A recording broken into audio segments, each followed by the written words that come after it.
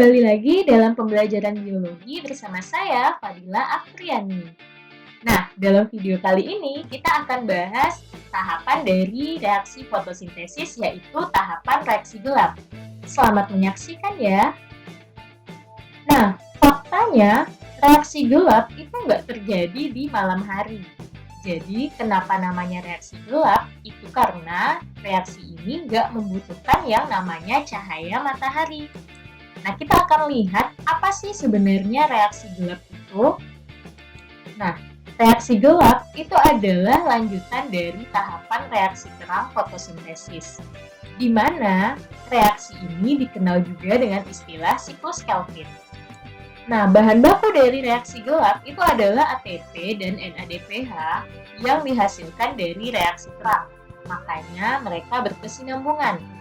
Dan reaksi ini terjadi di stroma dari kloroplas. Nah, sekarang kalau kita lihat, ada beberapa tahapan dari reaksi gelap. Nah, tahapan yang pertama adalah tahapan fiksasi. Yang kedua reduksi, dan yang ketiga regenerasi. Kita akan lihat apa sih yang terjadi di masing-masing tahapan itu. Nah, kita masuk tahapan yang pertama. Mari kita simak tahapannya. Nah, tahap pertama dari reaksi gelap itu adalah fiksasi. Fiksasi ini bahasa sederhananya itu adalah pengikatan. Nah, di sini apa sih yang diikat? Yang diikat itu adalah karbon. Lebih tepatnya adalah karbon dioksida sebagai salah satu bahan baku fotosintesis. Nah, kita lihat dulu tahap yang pertama. 3 molekul karbon dioksida itu akan diikat oleh 3 molekul ribulosa bifosfat. Nah, ribulosa bifosfat ini punya 5 atom C dan pengikatannya terjadi dengan bantuan enzim Rubisco. Nah, kemudian kita juga akan melihat hasil dari pengikatan ini adalah 6 molekul fosfogliserat, ya, 6 molekul 3 fosfogliserat atau 6 PGA, di mana PGA ini punya 3 atom C dan bersifat labil. Jadi, hasil dari pengikatannya adalah 6 molekul PGA. Nah, setelah ini kita masuk ke tahap yang kedua, yaitu tahap reduksi. Apa sih yang terjadi di tahap reduksi ini? Nah, yang pertama, terjadi penguraian fosfat pada 6 ATP sehingga menjadi 6 ADP. Nah, kemudian pada tahapan yang berikutnya yang terjadi adalah fosfat yang tadi sudah diuraikan itu ditambahkan pada molekul PGA, sehingga fosfogliserat akan berubah namanya menjadi 1,3 bifosfogliserat. Nah, selanjutnya, apalagi sih yang terjadi? Nah, yang terjadi adalah adanya reduksi NADPH menjadi NADP+ dan H+.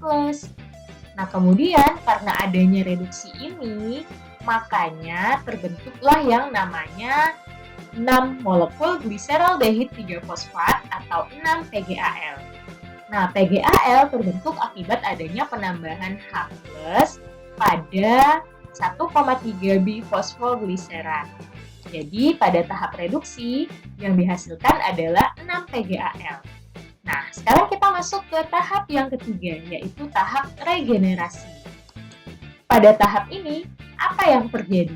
Kenapa namanya regenerasi? Jadi, dari 6 molekul PGAL tadi, 1 molekul akan keluar dan menjadi glukosa sederhana. Jadi, menyisakan 5 molekul PGAL. Nah, setelah itu, 5 molekul PGAL itu akan digunakan untuk membentuk ribulosa bifosfat kembali. Makanya dinamakan dengan tahap regenerasi atau tahap pembentukan kembali. Karena molekul PGAL akan dipakai untuk membentuk ribulosa bifosfat kembali. Nah, setelah itu apalagi yang terjadi? Apakah langsung terbentuk ribulosa bifosfatnya? Ternyata 5 molekul PGAL itu dapat penambahan fosfat lagi yang berasal dari penguraian ATP menjadi ADP. Barulah terbentuk yang namanya ribulosa bifosfat. Nah, sampai di sini, ribulosa bifosfat akan berikatan kembali dengan CO2 dengan bantuan enzim Rubisco.